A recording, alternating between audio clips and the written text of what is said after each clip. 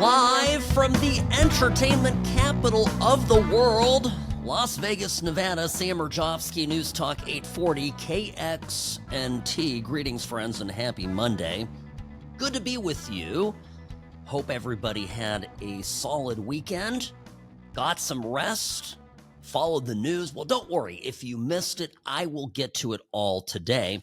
You can reach me. I do check my email here as we are on air, sam@whatsrightshow.com, sam@whatsrightshow.com, and of course on X, formerly known as Twitter, find me at What's Right Sam, where I will check also my DMs should you need to ask a quick question. So, Texas, if you have not heard, is playing a high-stakes game of chicken. And the people playing the game, well, I think it's the Democrats here primarily. The members of the House who are Democrats, 50 or so of them, ran away so that the House would not have a quorum. You need about 150 people to hold a vote, members to hold a vote. And the Republicans are showing up in an effort to get some redistricting done. Democrats call it gerrymandering. And two groups, the larger group went to Illinois, smaller group went to New York. They've left the state. The Democrats ran away.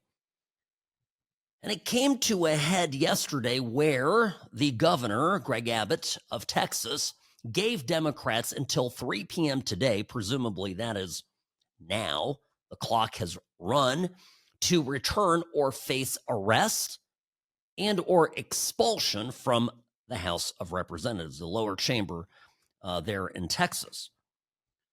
So what's going to happen? Well, before I get into what's going to happen, a element to the story is, of course, that Governor Pritzker, J.B. Pritzker, the mammoth man who is the governor of Illinois, has thrust himself into the spotlight by harboring the fugitive lawmakers from Texas. And he's holding press conferences and he's exulting, here, I'm protecting them. These people are brave. They are preserving democracy, after all. It's a little odd because these lawmakers took a photo op on the tarmac of the airport in Chicago on landing. And the funniest thing is that on their shirts, it says, "Let the people vote." Okay. So they are, of course, the representatives who aren't voting. The people in Texas have voted. They've given Republicans a majority. The Republicans are exercising the strength of the majority, and all the Democrats are left with is stunting. It all fits into a broader pattern of political insanity that is governing our time right now. Now, the insanity, I've said this before, the Democrats don't have very many tricks left. They lose elections. They continue to march leftward, further alienating the middle. They have given up common sense, centrist positions to Donald Trump instead of perhaps recalibrating their extremism. They continue to march leftward. They are embracing democratic socialism. They are running on racism, essentially, making it that the color of your skin, your identity, who you sleep with, et cetera, is everything to the Democratic Party today. So people are buying it, and as a result, now the Democrats are having to resort to these theatrics. Now, is it theatrics? Again, the fundamental part of this is that it'll be interesting to see if Abbott responds to this. He's threatened, and Ken Paxton, who is the Attorney General of Texas and is running for John Cornyn's seat, he's challenging in the Republican primary John Cornyn, a rhino Republican senator. And Paxton is, I believe, ahead in the polls. Paxton would, by pushing this forward, by going and arresting Democratic lawmakers who are leaving Texas for Illinois, can't imagine that's popular in Texas, I think would score political points. If I were the Democrats, I would not push this. What does the law say, incidentally?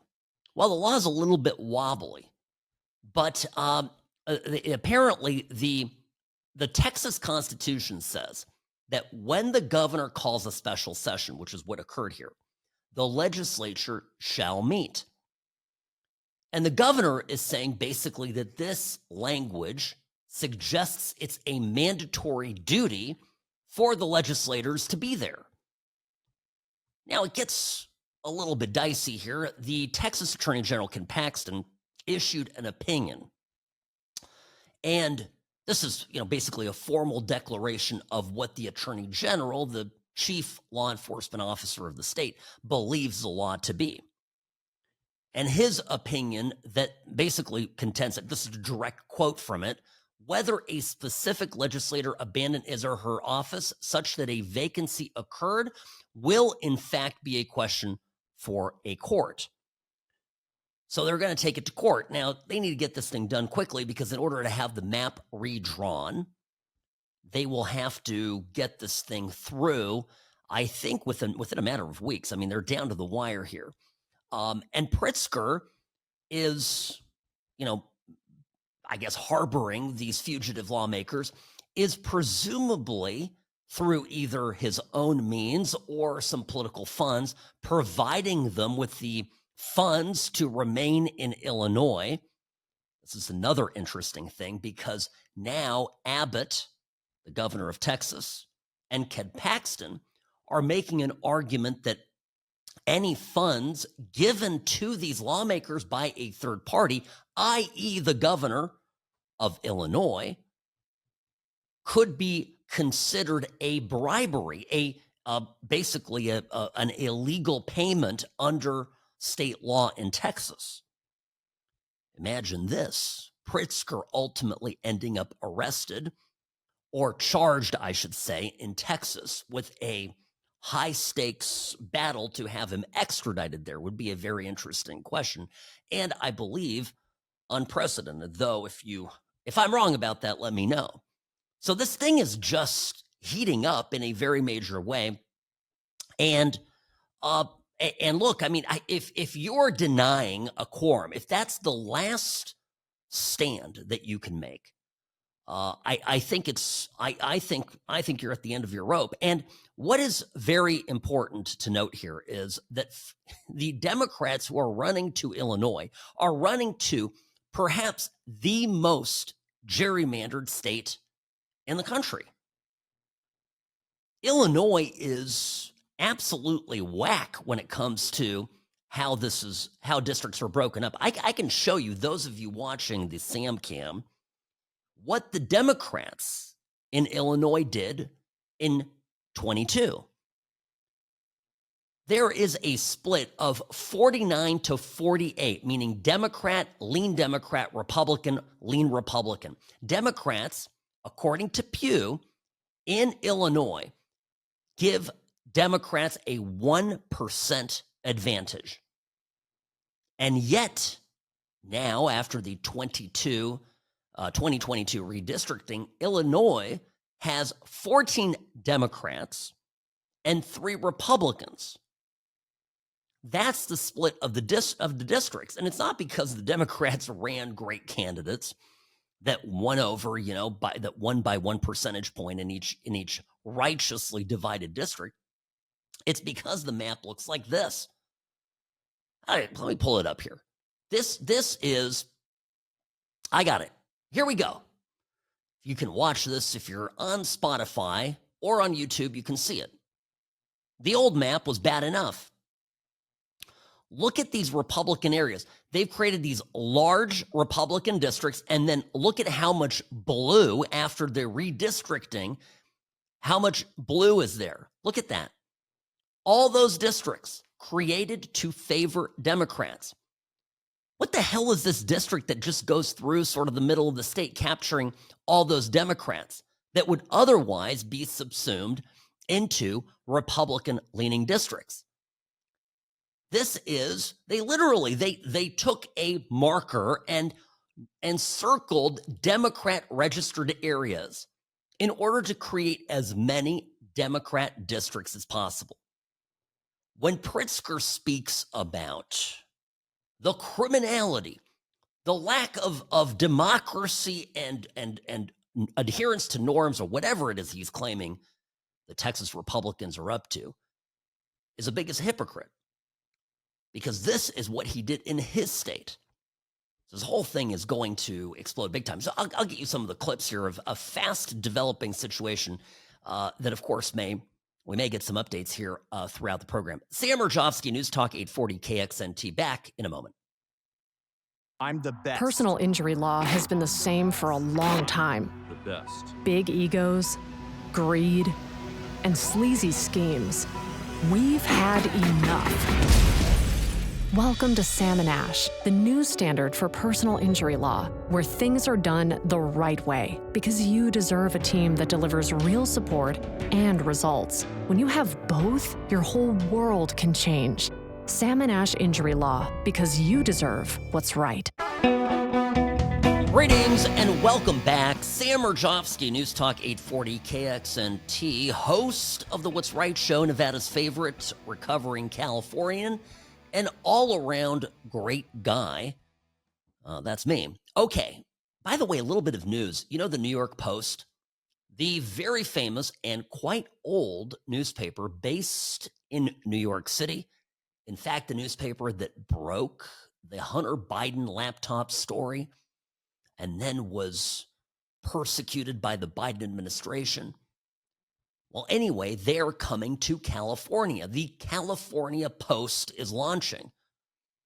That's what I'm hearing. So they're going to open a satellite publication in an era when traditional media, particularly newspapers, are dying.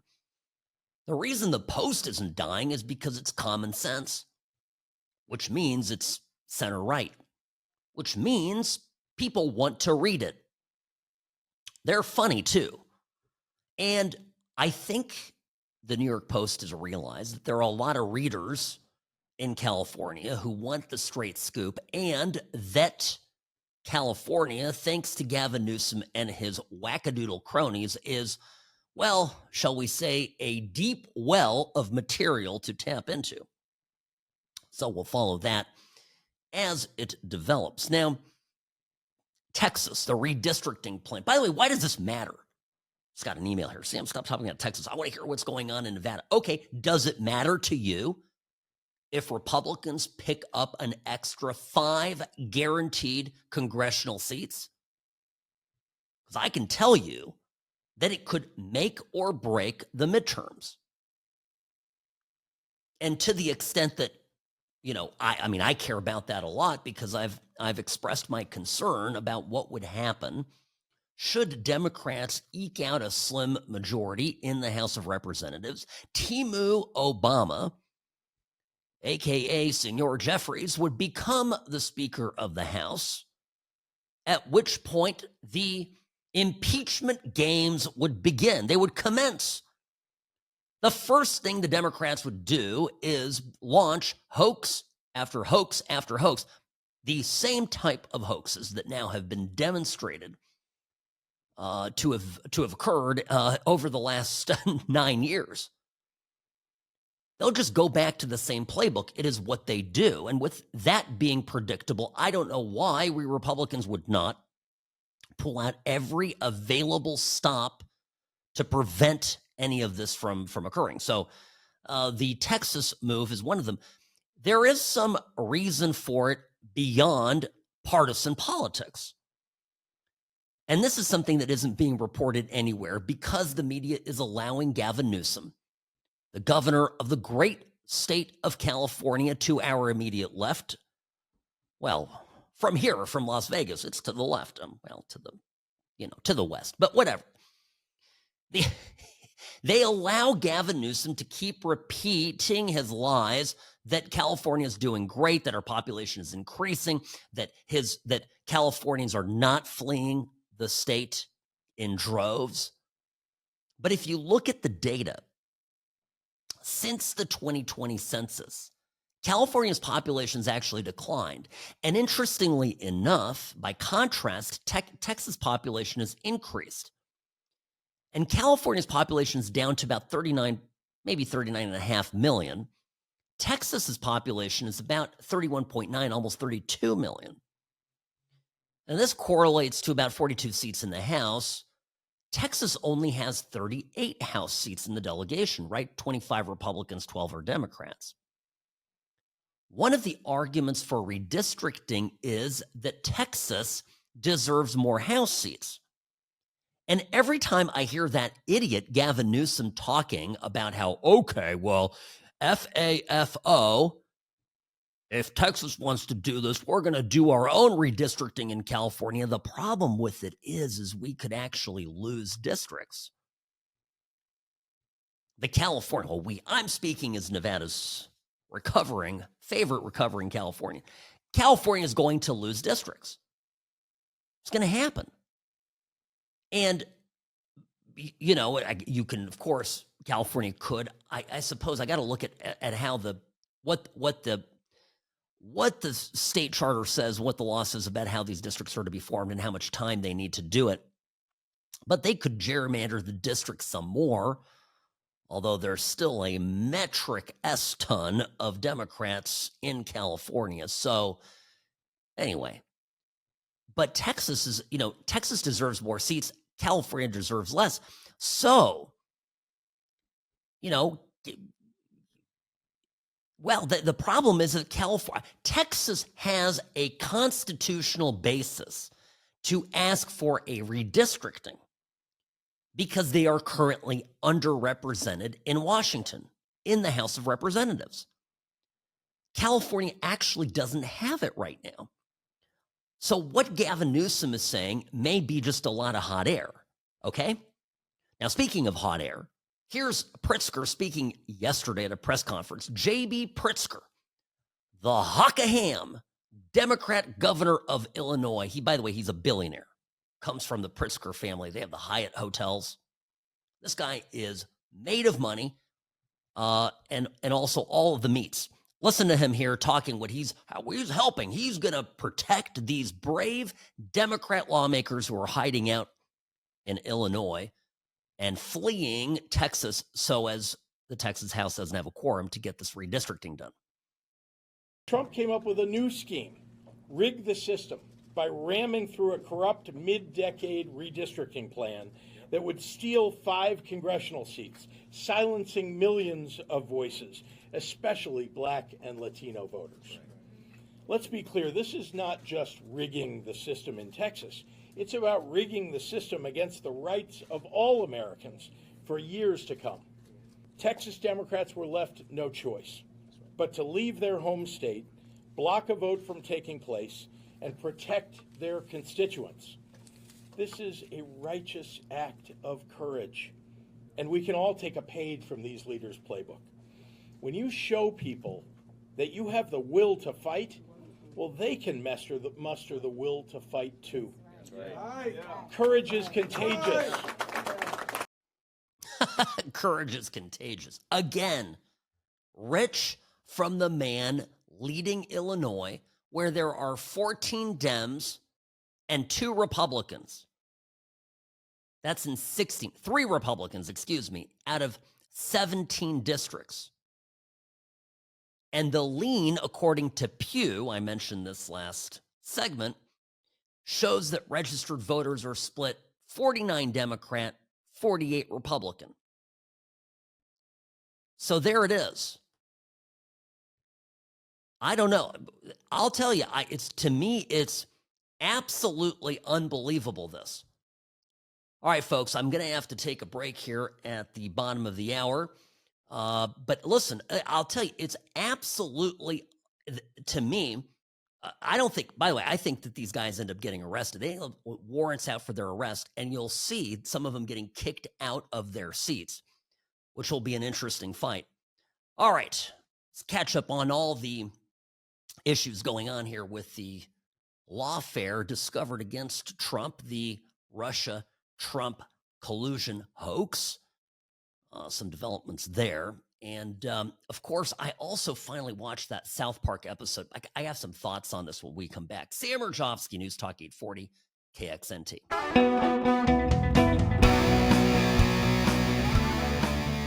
Rarely wrong, always right. Sam Mirejovsky here behind the What's Right microphone. Greetings, friends. Welcome to the program. Happy Monday. Hope everybody had a good weekend. I can tell you a little bit of sadness in our home. My son has, first of all, he's decided, he plays water polo, so he's decided he wants to attend high school out in California. So I put all this work and effort to get the hell out of California, and he decides to go back. But I get it, because here in Las Vegas, there's just no water polo in any high schools. And so, he went to Gorman, been there for 3 years. He just can't play his sport, right? They don't have a team, they don't have a pool, they don't have any of that.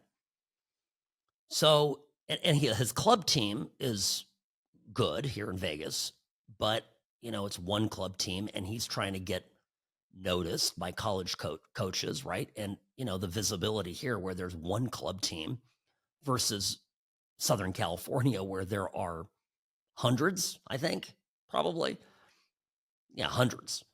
And every high school has a team, so he can play both club in the off season, and then during the water polo season play, with his high school. So he's transferring out. He came up with this plan all on his own. And sometimes your kids will do this as they get older. They've got a plan. They come to you with the plan. And more so for his mother, more so for my wife, right? This plan did not conform with her plan. Because my wife's plan, if you guys have been following this, of course, I had my daughter in Europe last year and my son going into his senior year. This was supposed to be the year that all my kids are home together. And you know how moms are. This was really important to Sherry. Like, she really wanted all the kids at home. And then Daniel comes with this. And I have to give my wife a lot of credit, because what was tremendously painful for her, she was able to see his perspective on this. So, proud of him for bringing this up, coming to us with this plan. And he basically did all this stuff. I mean, there were a number of schools that were interested in him. So got all that settled. But here's why this weekend kind of was a bummer. And that's because he's headed right now. My son's headed over with Team USA Water Polo. He was selected for the Olympic Development Program. And so he's a goalie going with Team USA with the 18U team to Serbia. So he's going to be in Serbia for a week playing polo. And so by the time he gets back, he's going to come back and have to start school in California. So this was the last weekend that, quote unquote, our son was at home with us. So it was, not going to lie, it was a little emotional yesterday, taking him to the airport and sending him off. So if I sound a little bummed today, that's all it is. Proud dad, very proud of my son, really impressed and deeply impressed with my wife for being so patient with this big change. But at the same time, I'm feeling it too, right? So I think all of you parents and grandparents out there can certainly understand where we're coming from. So, by the way, yesterday we're on the couch and kind of just relaxing. We had a totally, completely full, just our family day. And at one point, Daniel goes, I want to show you the South Park episode with Trump in it. Have you heard about this? No, I'm not going to play it. It's so vulgar, I'm not going to play it. And here's my thing. Okay, here's my thing about South Park. I find South Park, I'm being honest here, I find it difficult to watch.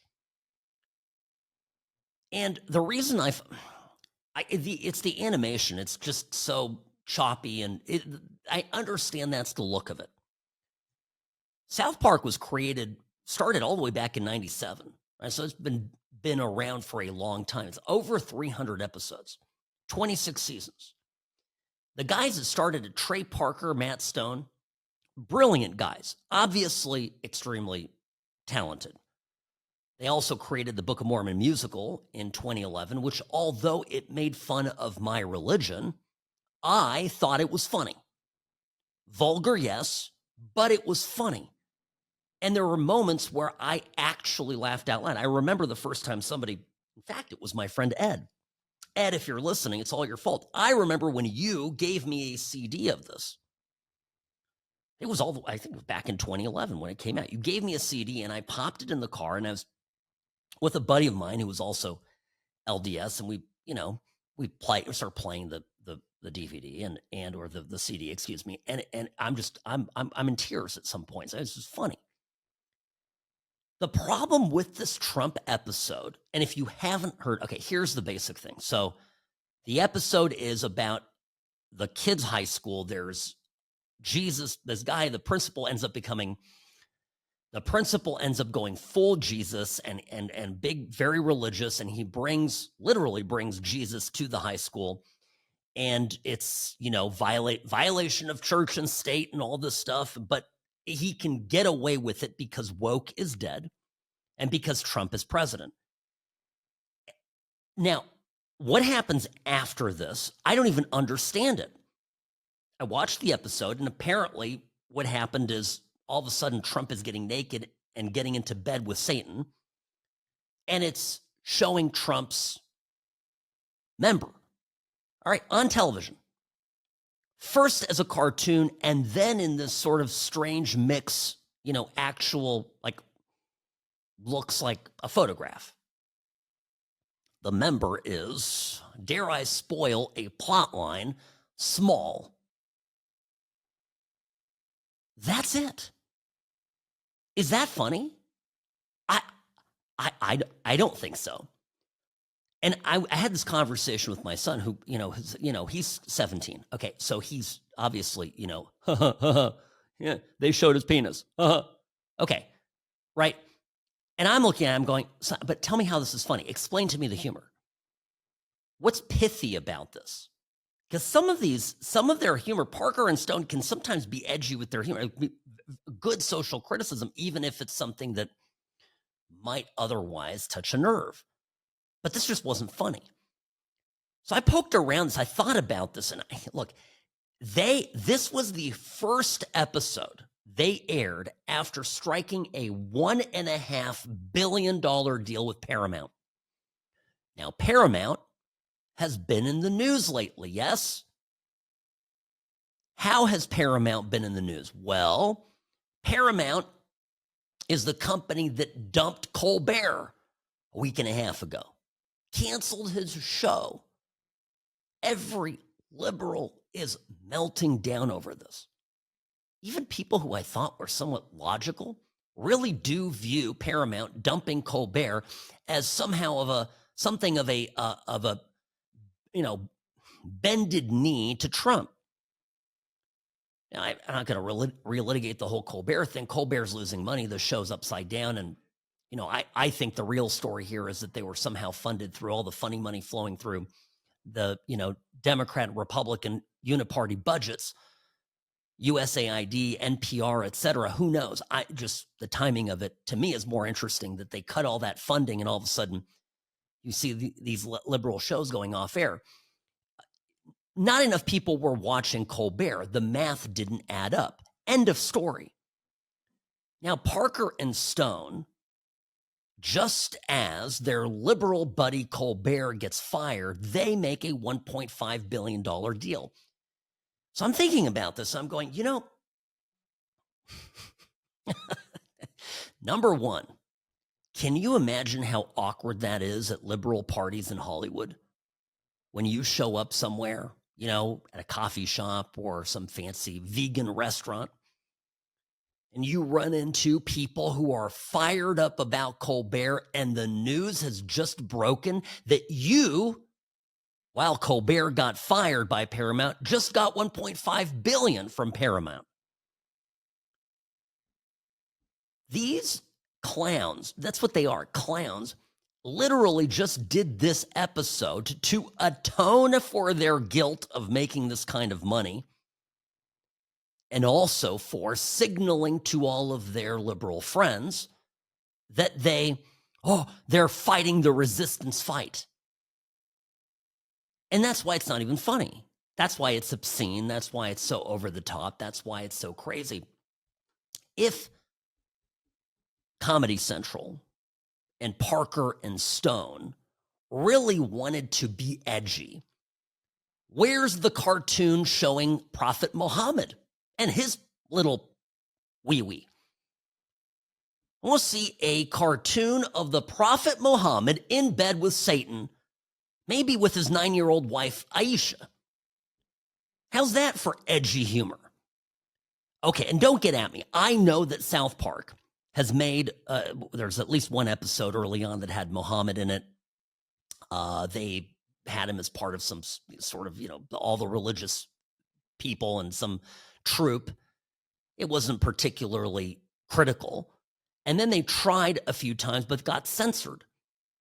So again, Comedy Central, Parker and Stone, whoever's responsible, because they always talk, oh, nobody censors us, but they got censored talking about Islam. So it can make, that's just what I'm saying. It's not brave. It's not interesting. It's not funny. And it's just a couple of guys who deserve the success that they have because they have made, unlike, this has to be said, right? Unlike, oh my gosh, Colbert and so many other of these insufferable people on TV, Parker and Stone have created something that's made the network a lot of money. So they deserve to be paid for it. Does it mean that you and I have to like it? No. Does it mean you and I have to watch it? No. Are some of the clips of South Park hilarious? Absolutely. But I'm just explaining to you why they did it and when they did it, and that the timing, literally hours after the word of the deal got out, hours, is not coincidental. So, if you disagree with me, email me at sam@whatsrightshow.com. Sam Mirejovsky, News Talk 840, KXNT.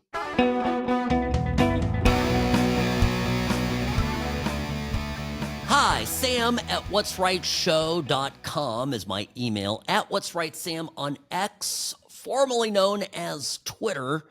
It's where you can find me. Please get on Twitter. If you're not there already, sign up for an account. Go on there. It's free.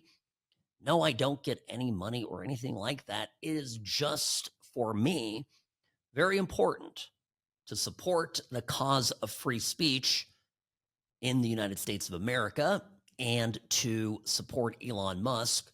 Remember, he took a great risk, and his own money and money of a few other patriotic, like-minded billionaires who chipped in a bill here and there to buy Twitter, bring it private, and free it from the Biden crime family clutches. Oh, by the way, speaking of the Biden crime family, Robbie reminding me during the break that the creators of South Park, mentioning the Trump episode just before the break. If you missed my breakdown, get the podcast, please. You don't want to miss it. The creators of South Park, Parker and Stone, are represented by none other. Their agent is a guy named Kevin Morris, a.k.a. Hunter Biden's sugar brother. I forgot this, Robbie, but I'd heard this. I remember this. And he's the guy who brokered the original South Park deal and co-produced the Book of Mormon.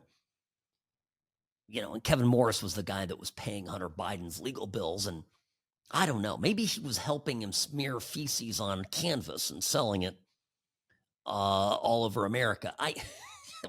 No, that was what Hunter was literally doing this. He was painting with his poop.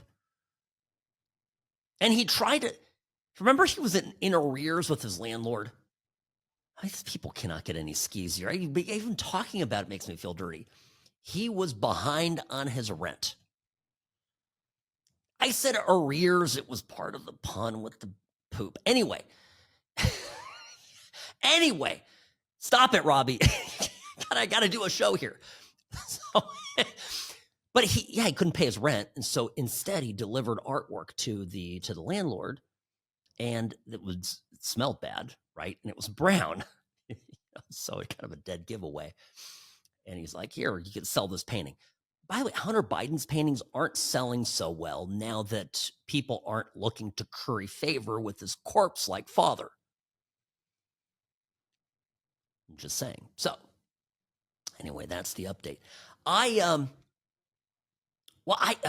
Listen. I have to get back to one thing here. I forgot to mention with the redistricting fight in Texas. There's something else going on, a parallel development in the Supreme Court. There's a case that has been heard once, and there's going to be subsequent arguments for it soon. And this is the case is Louisiana v. Calais. And this has to do with the second section of the Voting Rights Act, the VRA. The VRA, Section 2 mandates that states can't draw electoral districts in a way that dilutes the voting power of racial minorities. In other words, it supports and legalizes segregated Black and minority districts. I don't know if you ask me. I think segregated anything is racist. But anyway, so this case now is being heard, and it's Louisiana went to basically create a new racially gerrymandered district, and it's now being challenged in the court. If the conservative majority overturns this, and it seems it would be consistent with other decisions that this court is making, this would be an absolute stake in the heart of Democrat gerrymandering. It could be the end of 10, 15, 20, maybe as many as 25 Democrat congressional districts in the U.S. It would be an absolute disaster, a nuclear bomb felt by the Democratic Party. Now, some have mentioned this case and the Texas redistricting as reasons why the lovely Jasmine Crockett is on thin ice. Jasmine Crockett is down there in the Houston area, congresswoman, and she's quite ghetto. And by the way, she got does she even realize what she says? Jasmine Crockett went on MSNBC yesterday with Elise Jordan, and she's complaining about the redistricting. Listen.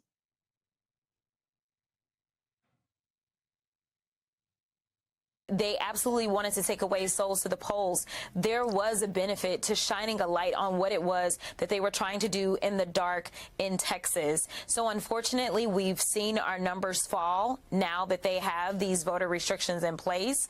But I do think it's important for us to have the conversation around the fact that this is bigger than Texas. This isn't just about the 5 seats in Texas. This is about a power grab. It is about basically setting the tone for what Donald Trump will try to do throughout this country so that he can suppress the voices of Black and brown folk just so that he can stay in power. Okay. So what is she talking about? Take away souls to the polls. She is fighting against all of the ridiculous Democrat motor voter no ID systems that they've the racket that they've been pulling across the country, and Texas Republicans finally pulled the plug on all of this. And it's an existential crisis for Crockett and other Democrats, not just in Texas, but everywhere, like Florida. Remember how Florida was purple? Florida was we were told Florida ceased to be a Republican state. And that was the claim. Ceased to be a Republican state. And then simply putting in rules on voters, voter ID, etc., all of a sudden, Florida had a Republican, resurrection. I don't know if anything actually changed in Florida. I don't know if suddenly there were more Republicans in the state, or maybe suddenly Democrats couldn't cheat. And by the way, speaking of voter ID, Trump's been talking a lot about this. It's being called another 90-10 issue or 80-20 issue. In other words, something that's very popular among a large majority of the population. Is that true? I'll talk about that and a little bit of the Russia collusion mess when we come back. Sam Mirejovsky, News Talk 840, KXNT.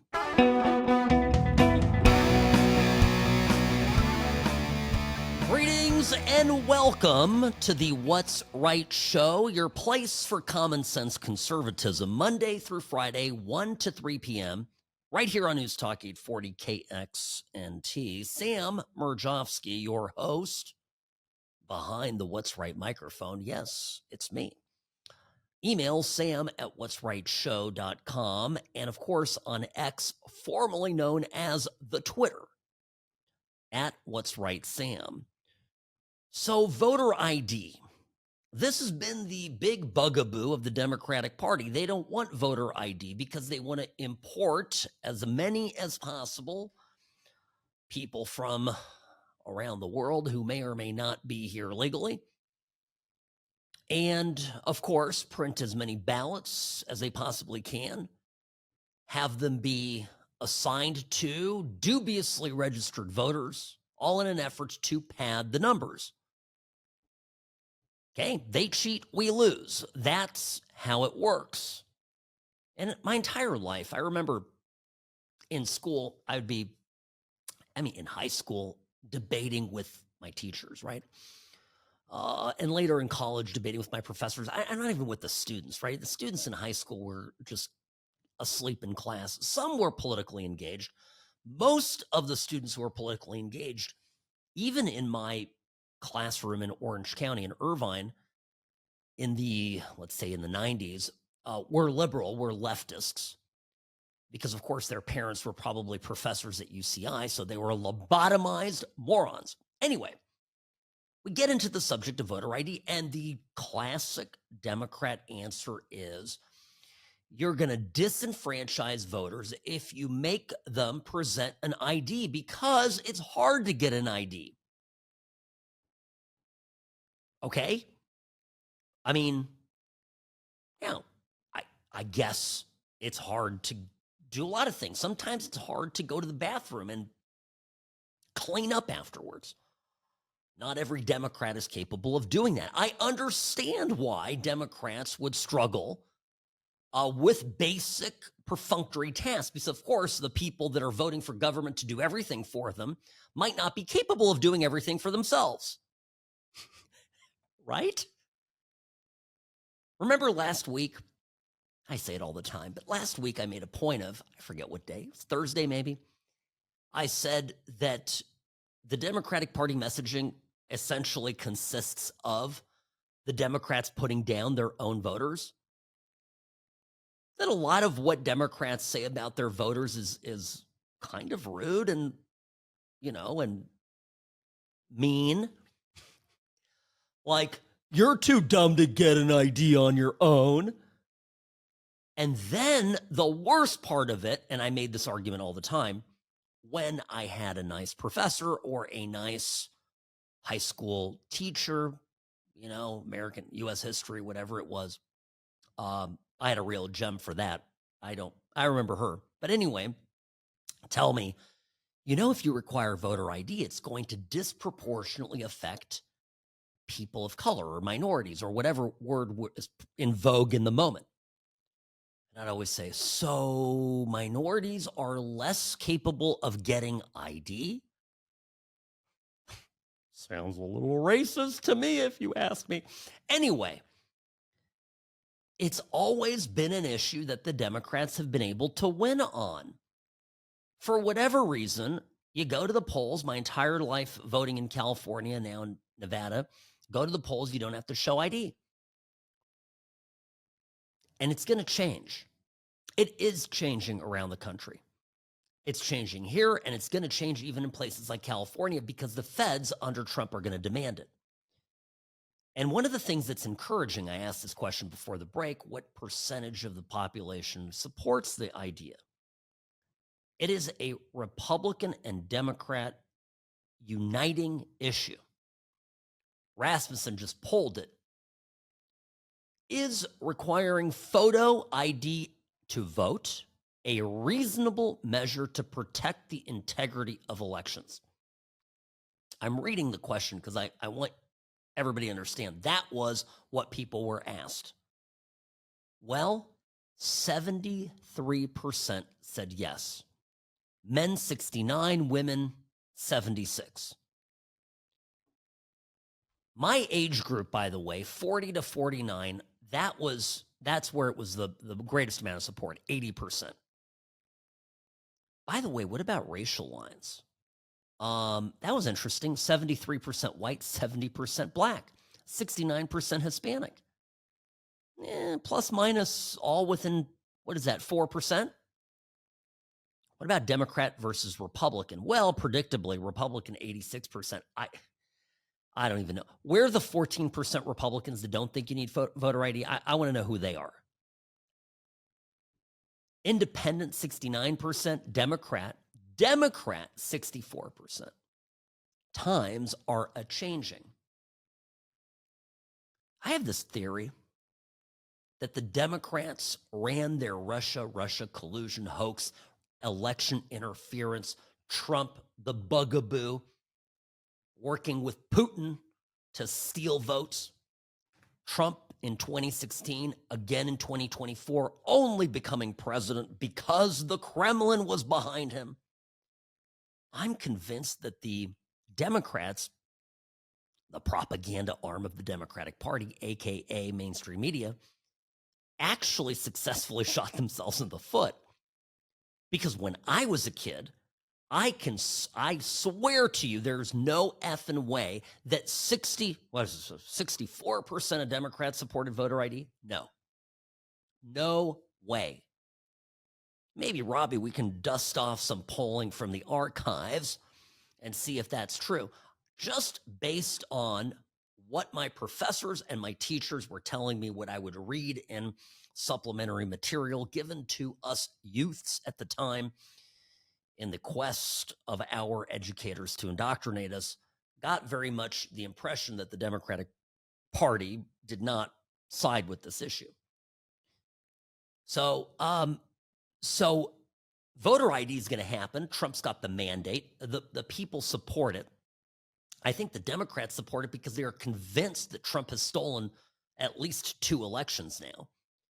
So they want voter ID to make sure only the right people vote, not realizing that it's the Democrats that have been scamming us all along. The Democrats, by the way, will change their tune when we bring voter ID and all of a sudden they lose California. That'll be fun. So, yeah, this is an issue. Now, the other thing that's going to happen in California, while we're on the subject, things are changing in the Socialist Republic of Sacramento. In LA now, there's like empty emergency rooms. There are literally empty emergency rooms, and people are talking about how previously they would just be busy around the clock, just crammed full of people, and now the people are gone. And there's a reason for it. I have to say something about this. I did a tweet about this over the weekend. Those of you who follow me know where I'm headed with this. So you're in the know.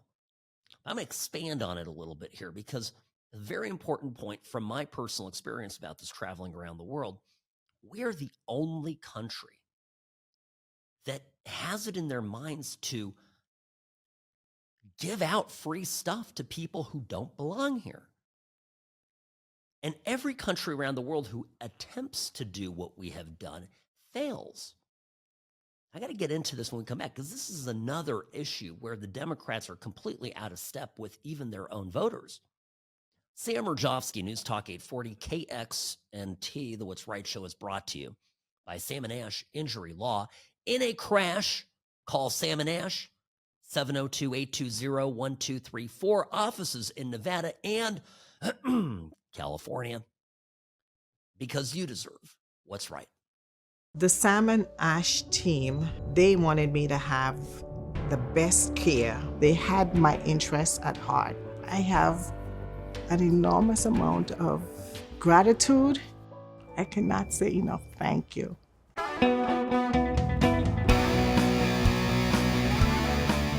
Healthcare professionals across the country, particularly in blue cities, are reporting that their ERs are a little light on patients.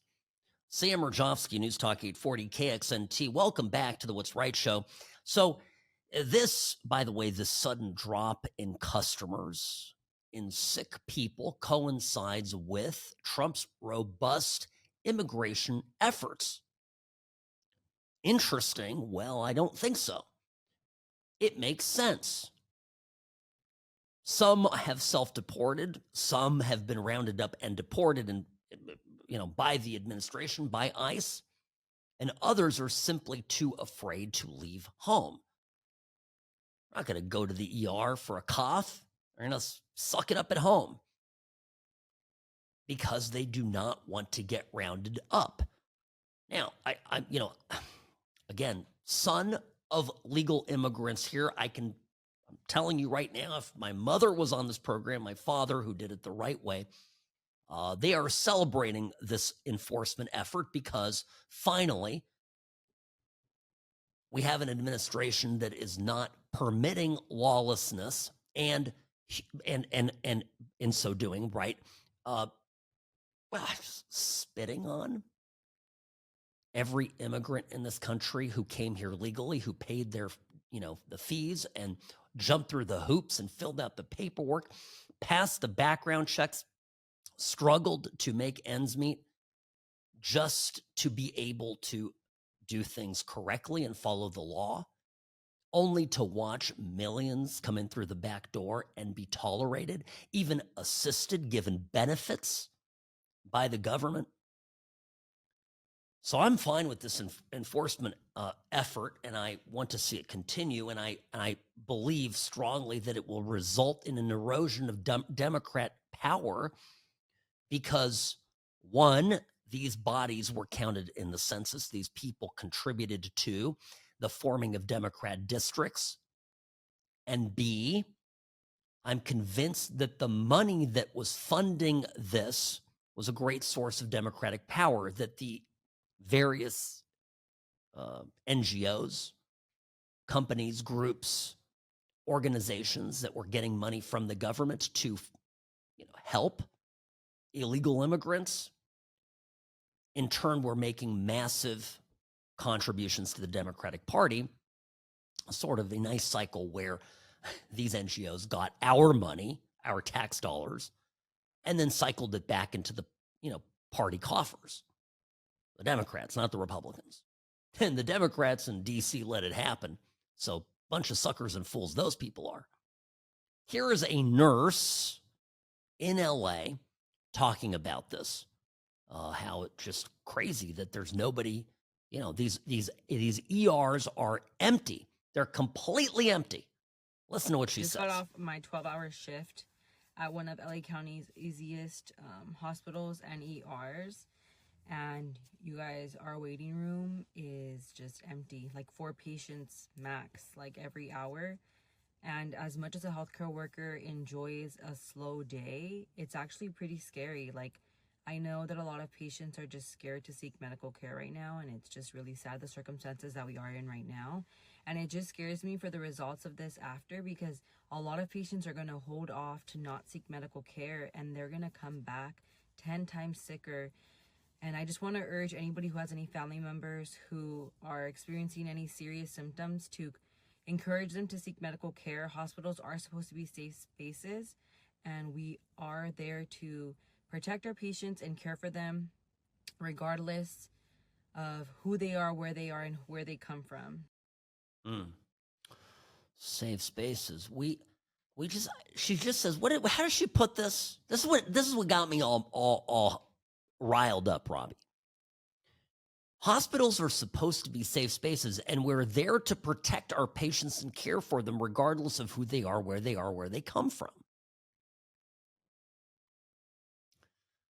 Let me tell you a quick story, folks. When she was 2 years old, she's 10 now, but when she was 2, my daughter, little Vera, was with me in Prague visiting relatives. Now, I am a Czech dual citizen, okay? I don't live in the Czech Republic, but I have residency in the Czech Republic, and I have my citizenship. I have, however, opted out of the state-run healthcare system there because I live in the U.S. and I have health insurance here that I pay for. So I've signed a form saying I'm out. I'm out of the state system. And that's okay. That's neither here nor there. I'm just letting you know. That's the setup. Now, Ava, her and I were on this trip, and this poor little girl basically snaps her leg in two. I mean, she broke her leg. It was horrible. She was in terrible pain. We race, get her to the hospital, a big hospital in Prague, very good hospital. We get there, and they said to me, "Okay, yeah, no problem. We're gonna treat her. Where's your government, healthcare card?" And I said, "Well, no. I'm point of fact, I don't have one." Explain my circumstances. "Okay, well, sir, before we do anything, you're gonna have to go to the cashier. It's down the hallway, go up. You got to go there and pay a deposit." There was a 2-year-old suffering, and they wouldn't begin treating her until I went to a little window and paid a deposit. It wasn't a lot of money. That's not the point. I had to put cash, slide it across through the window, or she wasn't going to get treatment. I've told this story a number of times to my liberal friends, and I say, this is socialized medicine, right? The Czechs have a government healthcare system, all right? It is what they all get excited about, right? Oh, yeah, government healthcare. Love it. But guess what? The single payer system doesn't work if people are taking from the system who aren't paying in. Shocker. Even the socialists have figured out that doesn't work. And I'm not a taxpayer in the Czech Republic, which is okay. I registered tax domicile in the U.S. That's how that works. Fine. So I don't get the benefits. Make sense? Where did we get it into our heads here in this country that you're here illegally and you get all the benefits? It's insanity. By the way, there's some interesting polling on this, and it has to do, there's a question, this is another Rasmussen poll, was middle of last month. How important is it to prevent illegal immigrants from getting government benefits like Medicaid and food stamps? Also means medical care, right? It's important. 59% of Democrats agreed. 68% of independents and 88% of Republicans. An all-in vote total of 72% said that illegal immigrants should not be getting government benefits, a la Medicaid, food stamps, EBT cards, etc.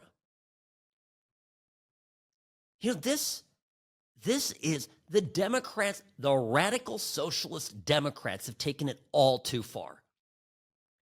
And now they're in death throes, right? What are they doing? All they've got left now is to argue for socialism, confiscatory policies like Zohran Mandami in New York, where they're going to actually basically start confiscating property from, wealthy people. That's what he's saying. You just got to take him at his word that that's what he wants to do. And two, they're what? We lost the election. We're going to have some redistricting. The Democrats, Republicans are going to gerrymander. Oh, we're going to run and hide in Illinois and hang out with the fat man Pritzker. So JB Pritzker, come save us. And this is the absolute state of the Democratic Party.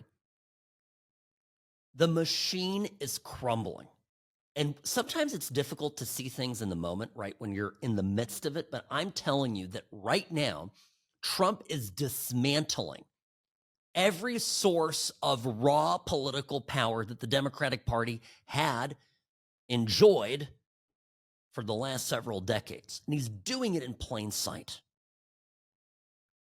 Sit back and pop the popcorn, because we're just getting started. And by the way, the Trump-Russia prosecutions that are coming, more on that when we come back. That's where it's really going to start to get interesting. Some updates there when we return. Sam Mirejovsky, News Talk 840 KXNT.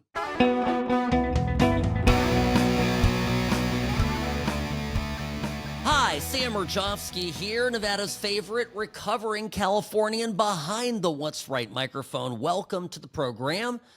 So I have an update here, a letter for immediate release by Attorney General Ken Paxton in Texas. Paxton is going through with it. He claims that there is a 2021 Texas Supreme Court ruling that holds that the House can arrest absent members to secure their presence and establish a quorum, and that he intends to find rogue Democrat lawmakers who fled Texas and arrest them and return them to the state. He calls them jet-setting runaways who abandoned Texas, abdicated their duties in the House, and sacrificed their constituents for a publicity stunt. Well, we'll update this tomorrow. It's like I said before, it's going to definitely get interesting, no question about it. Now, big update. Speaking of attorney generals, the DOJ is launching now a grand jury investigation into Russiagate. Apparently, Pam Bondi, News Today, is acting on Tulsi Gabbard's criminal referral, claiming intelligence community suppression. Now, I've seen the documents. We reviewed them last week. There are some documents that were in the burn bags that were discovered by Kash Patel and others searching through FBI headquarters in D.C. Other documents were freshly declassified by Senator Chuck Grassley. These documents were part of the annex or the appendix to John Durham's vaunted report. Now, I'll tell you here. My concern is that these cases. I want to bring the case right first and foremost. Remember Kevin Kleinsmith? Kevin Kleinsmith was a lawyer at the FBI, and he is the one who drafted the FISA court statements, right? The applications for the wiretaps. And these affidavits basically have to state facts under oath to the judge.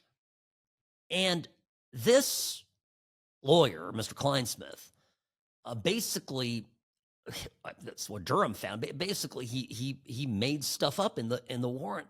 And he doctored an email to say something different than it actually did. He literally changed evidence. Now, he pled guilty and was sentenced, was the prosecution, Durham asked for jail time. But the judge in D.C. gave him a suspended sentence, saying no jail was warranted. Now, who was that judge? This is an interesting thing. It was James Boasberg. This is the same judge, incidentally, that has been a bane to Donald Trump and his administration, absolute thorn in the side of democracy, because, of course, he's been the one to try to act as president, essentially from the bench. We're familiar with his antics. These are the kind of judges that we're going to be up against. These judges are going to do everything in their power to help the Democrats and to help these conspirators get away with things. So but I still want to see these people arrested. I want to see them charged. And I want to see the Department of Justice be clever about where these charges are filed. I think they ought to be filed in as much as they can be in Florida or any other jurisdiction that is outside of DC. There's a reason why the Democrats filed all their cases against Trump in New York, in DC, and in Fulton County, Georgia.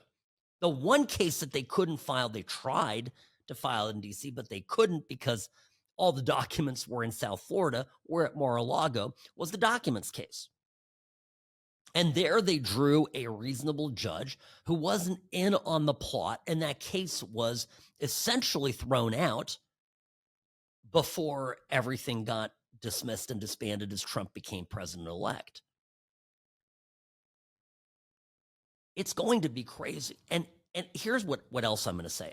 I think one of the things that the Democrats are going to do is they're going to go back to Kleinsmith and his prosecution, his guilty plea, and go, look, we already found the guy who did something dishonest. Justice was served. He went through the legal system. He got a punishment, and blah, blah, blah. It's all over.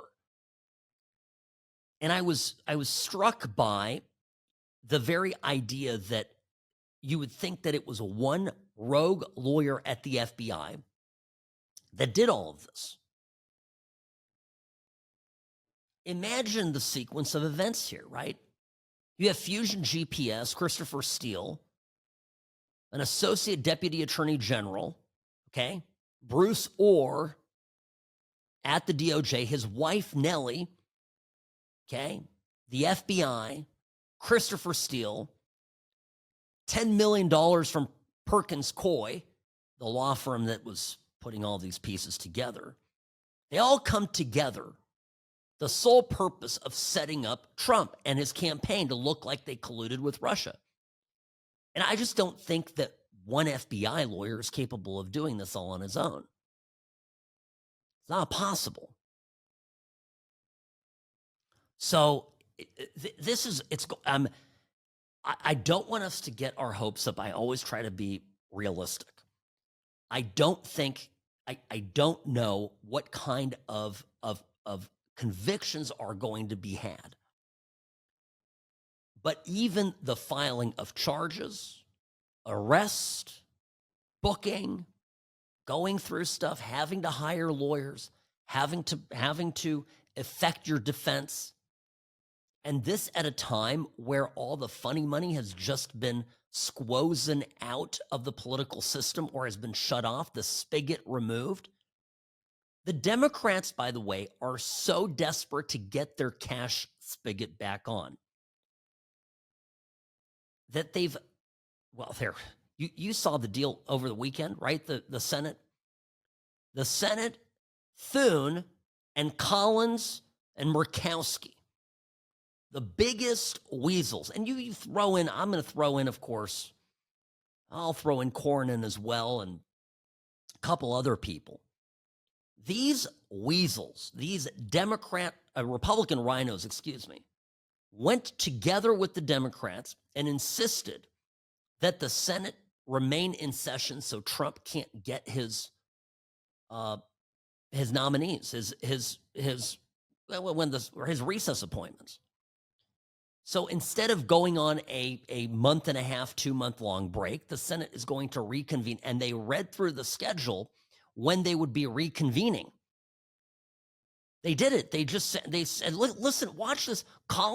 Here's Collins is grinning ear to ear as this is being read. To then convene for pro forma session only with no business being conducted on the following dates and times: Tuesday, August 5th at 1, Friday, August 8th at 1:05, Tuesday, August 12th at 8 a.m., Friday, August 15th at 10:15 a.m., Tuesday, August 19th at 10 a.m., Friday, August 22nd at 9 a.m.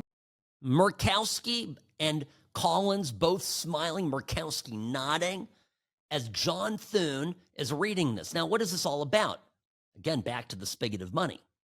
Democrats were going to give Trump his recess appointments. All Trump had to do is release, through his executive authority, about $1 billion. into some things like NPR and some of these USAID related entities. And Trump said, I don't know what Trump said. My guess is I couldn't play it on air. Trump told them to pound sand there. That's one version. Told them to go pound sand. So, with Republicans siding with Democrats, Thune got up there and had to, look, here we go. Boom, we're going to be in session all these different dates so Trump can't get his recess appointments. What's going to happen is Thune will lose his job.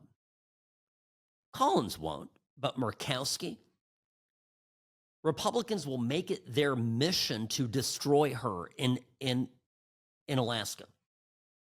And Cornyn's on life support in Texas, and Ken Paxton, who's going to come out the Republican hero of the day, sending out the dog catcher to Illinois to pick up stray Democrats hiding out in J.B. Pritzker's basement, is going to be the hero du jour.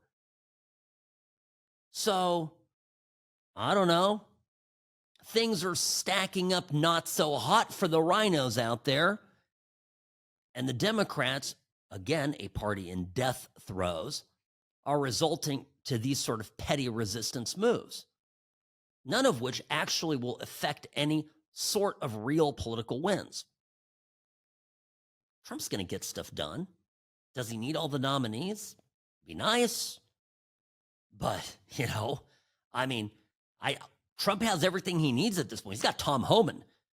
As long as Tom keeps, kicking out, grabbing illegals left and right, and, Trump continues with his executive orders, and the courts keep largely handling, giving the Supreme Court giving wins to Trump. I don't know what the Democrats will have left other than more tears and histrionics. What a great time we're living in, folks. Great time. Sam Mirejovsky, News Talk 840, KXNT. Back in a moment. Don't go anywhere.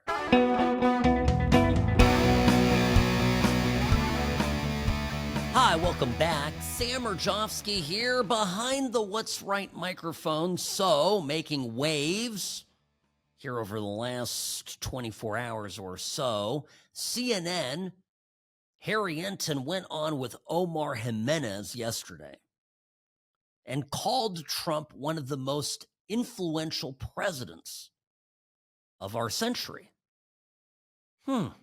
This didn't go over well with Democrats, who are, of course, seething over this.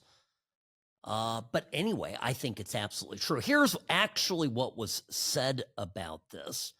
It was done in conjunction with the tariffs. CNN saying, the tariffs are at an unprecedented highest rate since the 1930s. But of course, the complimentary words that Trump's pulling this off is what's got everybody bugged. The effective tariff rate, get this, 18%. It is the highest, Omar, the highest since the 1930s, up from, get this, just 2% last year. As I'm going to talk about in this segment, I can't think of a more influential president during this century, and it starts here with tariffs. He said he was going to raise tariffs, and despite the claims otherwise, he is in fact doing that. The effective tariff rate at this point looks to be 9 times as high as it was last year, the highest since the 1930s in FDR, Omar. Now, what's fascinating, and I've been following this, Canadian accounts and different people out there talking about the situation with Canada, because of course, one of the things that happened last week, and we just touched on it very briefly, is that Canada, remember a week ago, almost exactly a week ago Sunday, so 8 days ago, Trump and the EU announced a deal. And it was, a pretty rough deal for Europe, but it got done. Shortly thereafter, a deal with Korea followed. And a couple other countries. So Trump wrapped up a number of trade deals, tariff deals, over the course of the last week or so. And Canada, in the midst of this, number one, Canada went and said, Carney came out and supported a Palestinian state. So Canada, again, acting like the big man on campus, the influential foreign policy thought leader, the country whose leader, who last prime minister, admitted to Trump that his country would cease to exist if they did not take advantage of the U.S. in trade, comes out and supports Palestine, turns around and then goes, well, we want to negotiate on trade. But Trump had, in the meantime, secured a deal with the EU. So what happened?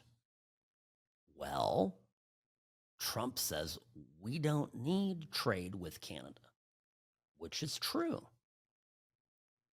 A Canadian delegation went to Washington, D.C. They flew from Ottawa, or wherever they were coming from, flew to D.C., landed at, whatever Dulles, went, took their little suitcases and went to the hotel, and they called the White House. Hello, hello, hello, hello. The White House is like, sorry, wrong number. We don't speak Canadian. They ignored them. So as the Canadian team is, like holed up in the hotel room playing Uno or I don't know, whatever, and not getting anything done, Carney, I love that that's his name, Carney, right? Mark Carney, the Prime Minister now of Canada, gets on the horn and tries calling Trump too. Hello, hello, hello. Trump refused to take Mark Carney's calls. Wouldn't do it. It's wild. And now Canada doesn't have a deal. I think Trump raised the tariff, to 30%, 35%, whatever it is, some ridiculous high amount. And Canada can go pound sand. And we don't need them as much. We're trading with other countries. We're getting tariff revenue in. We're maintaining trade. We're selling our goods. They're buying our goods. We're selling our goods. They're buying them. We're buying some of their goods, etc. Okay? And so goes it. And I tell you, this is a disaster. I saw some social media. Carney's trying to put a brave face on it this morning. He was at the docks, I think in Vancouver, which is an important port for Canada, facing, obviously Vancouver's facing the Pacific, right? Pacific side of the country. So this is Pacific Rim trade. Think China. He's like, we're prepared to trade. And all these Canadians are going on there going, hey, you've got the world's largest consumer economy right down below you, next door. How about you make things right with Trump and just sign a trade, just trade with the country that shares the largest border with you. Something's happening in Canada where everybody was elbows up. Huh? How about that, eh? Trump, eh? Now everybody's like, oh, shoot, we're screwed. And I think Canada's in a death spiral. If they don't get a deal with the U.S. in the next 4 weeks, Canada, as Trump put it, well, Trudeau put it, and Trump loves to talk about it, when Trudeau admits that Canada would cease to exist as a country. What an idiot of admitting that. It really actually is on the table. And you know me, I've been always skeptical a little bit of that 51st state nonsense. And I don't want, by the way, the Québécois. That's the Québécois. Quebec, all the French people there. We don't want them. Okay, a bunch of libs. But the idea that actually Canada could end up getting defeated and turn into a supersized Puerto Rico, a territory of the U.S., suddenly is not as far-fetched as it once seemed. You know what we haven't talked about in a while, Robbie, as I think about it? We haven't talked about Greenland. It is one of the most common sense things that Trump could do in his term in office here is to acquire Greenland. Maybe he's stashing the tariff money, little Greenland fund, But hell, I mean, if they came to us and said, "Hey, Americans, chip in a few bucks to buy Greenland," I would absolutely do it, Robbie. I'm not one to voluntarily give money to my government, but Can you imagine the strategic North Pole, North Atlantic, critical access location that Greenland would offer? And with Europe perishing, I talk about that a fair amount, Europe literally coming apart at the seams, Denmark turning into a caliphate. They're going to have to build some mosques. I don't think that those people are going to want to go to Greenland. So, maybe this is a perfect time for us to buy. But a territory of the U.S. that includes Greenland and what is currently Canada, turning Canada into a large province of the U.S., not uninteresting.